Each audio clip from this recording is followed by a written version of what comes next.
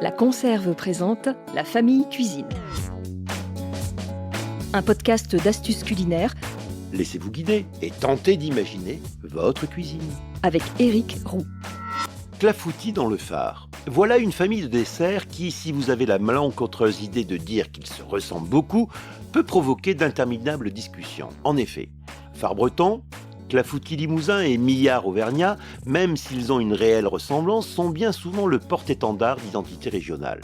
Le remarquable chef breton Jacques Torel, dans son livre Le grand classique de la cuisine bretonne, donne pas moins de 9 recettes de phare, du classique phare prun au pruneau, à celui de l'Oudéac, au phare aux pommes ou encore à celui d'Auessan.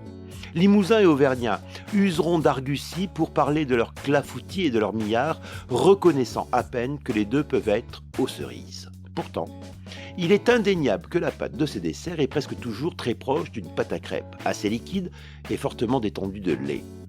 De même, tous ces gâteaux cherchent à noyer généreusement des fruits comme pommes, pruneaux, cerises, et notre imagination y invite tout autant des abricots, des poires ou encore des pêches.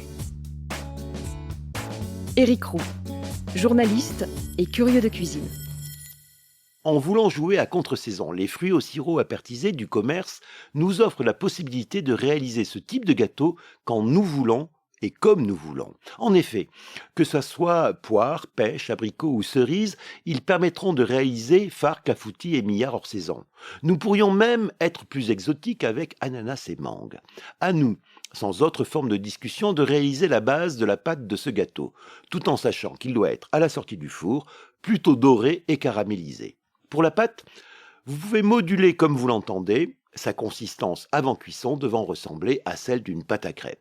Mélangez énergiquement 125 g de sucre en poudre à 4 œufs. Le sucre doit se dissoudre dans les œufs et le tout doit prendre une consistance mousseuse. Ajoutez 250 g de farine, mélangez avant de mettre 100 g de beurre fondu. Ce beurre est bien souvent absent des préparations du Massif central, mais il faut l'avouer, c'est sacrément bon. Dans un moule à gâteau, style moule à manquer, que vous aurez beurré en étalant une grosse noix de beurre du bout des doigts, rangez vos fruits au sirop bien égoutté. Versez par-dessus votre pâte liquide, glissez au four pour une cuisson à 180 degrés pour une demi-heure. Petit rappel, le gâteau doit être doré, caramélisé, donc prolongez la cuisson si nécessaire. Ce clafoutis phare millard est bien meilleur tiède, n'hésitez donc pas à le réchauffer avant de le servir.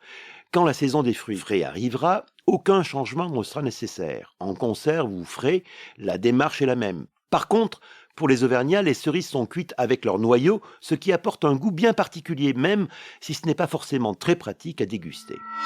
Il ne vous restera plus qu'à servir votre gâteau aux fruits en n'oubliant pas de raconter l'histoire de vos parents limousins, bretons, auvergnats, vous choisissez, qui vous ont confié cette recette, bien évidemment qualifiée d'ancestrale. La Conserve n'a pas fini de vous étonner avec La Famille Cuisine, un podcast du quotidien.